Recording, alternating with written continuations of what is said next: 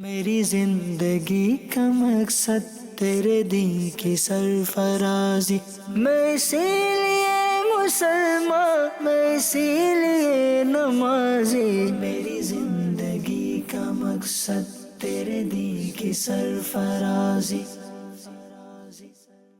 الحمد لله رب العالمين والصلاة والسلام على سيد المرسلين، أما بعد فأعوذ بالله من الشيطان الرجيم، بسم الله الرحمن الرحيم، الصلاة والسلام عليك يا رسول الله وعلى آلك وأصحابك يا حبيب الله، الصلاة والسلام عليك يا نبي الله وعلى آلك وأصحابك يا نور اللہ۔ پیارے اسلامی بھائیوں اور مدنی چینل کے ناظرین، پروگرام ہے اسلامی زندگی، اور آج ہم اس پروگرام میں جنتی نعمتوں کی ایک جھلک کے متعلق سنیں گے۔ آخر تک اس پروگرام میں شریک رہیے۔ آئیے سب سے پہلے درود پاک پڑھنے کی فضیلت سنتے ہیں۔ درود پاک کی فضیلت مفتی امین صاحب رحمت اللہ علیہ فرماتے ہیں، درود پاک پڑھنے والے کے گھر پر آفتیں اور بلائیں نہیں آتی۔ صلو علی الحبیب صلی اللہ علی محمد صلی اللہ علیہ وآلہ وصحبہ وسلم۔ جنتی نعمتوں کی ایک جھلک۔ حضرت سیدتنا رابعہ عدویہ رحمت اللہ علیہ بہت زیادہ عبادت کیا کرتی، ساری رات قیام فرماتی، دن کو روزہ رکھتی اور تلاوت قرآن پاک کیا کرتی۔ آپ رحمت اللہ علیہ کا ہر لمحہ یاد الہی میں گزرتا۔ آپ رحمت اللہ علیہ فرماتی ہیں کہ ایک مرتبہ میں بہت زیادہ بیمار ہو گئی، جس کی وجہ سے میں تہجد کی دولت سے محروم رہی، دن کو بھی اپنے پاک پروردگار کی عبادت نہ کر سکی۔ بیماری کی وجہ سے بہت زیادہ کمزوری آ گئی۔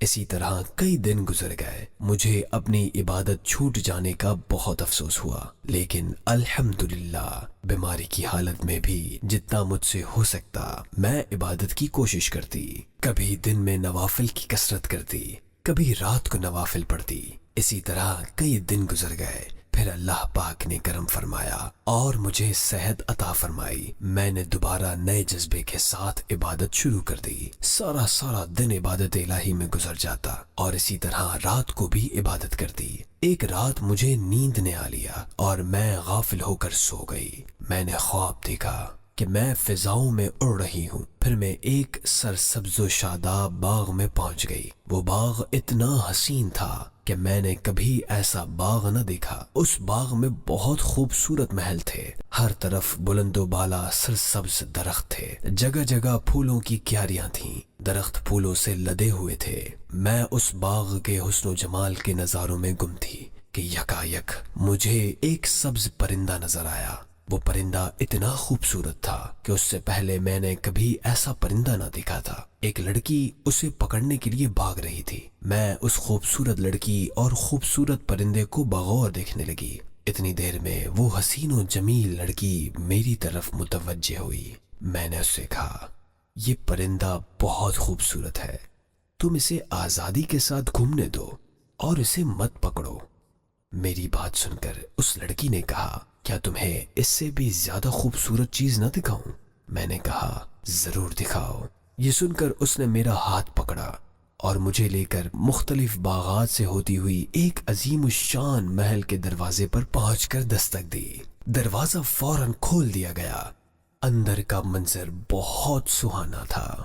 دروازہ کھلتے ہی ایک خوبصورت باغ نظر آیا۔ وہ لڑکی مجھے لے کر باغ میں آئی اور پھر ایک خیمے کی جانب چل دی۔ میں بھی ساتھ تھی۔ اس نے حکم دیا کہ خیمے کے پردے ہٹا دیے جائیں۔ جیسے ہی خادموں نے پردے ہٹائے تو اندر ایسی نورانی کرنیں تھیں جنہوں نے آس پاس کی تمام چیزوں کو منور کر رکھا تھا۔ پورا خیمہ نور سے جگمگا رہا تھا۔ وہ لڑکی اس خیمے میں داخل ہوئی اور پھر مجھے بھی اندر بلا لیا۔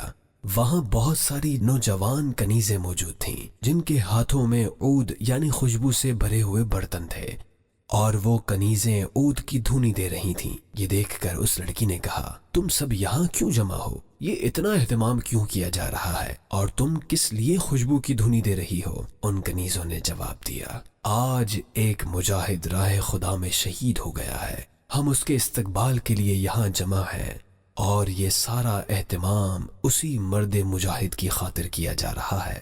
اس لڑکی نے میری جانب اشارہ کیا اور پوچھا، کیا ان کے لیے بھی کوئی اہتمام کیا گیا ہے؟ ان کنیزوں نے کہا، ہاں، اس کے لیے بھی اس طرح کی نعمتوں میں حصہ ہے۔ اس لڑکی نے اپنا ہاتھ میری طرف بڑھایا اور کہا، اے رابعہ عدویہ، جب لوگ نیند کے مزے لے رہے ہوں اس وقت تیرا نماز کے لیے کھڑا ہونا تیرے لیے نور ہے، اور نماز سے غافل کر دینے والی نیند سراسر غفلت اور نقصان کا باعث ہے۔ تیری زندگی کے لمحات تیرے لیے سواری کی مانند ہیں۔ جو شخص دنیاوی زندگی میں مگن رہے اور اپنی زندگی کے قیمتی لمحات کو فضول کاموں میں گزار دے تو وہ بہت بڑے خسارے میں ہے۔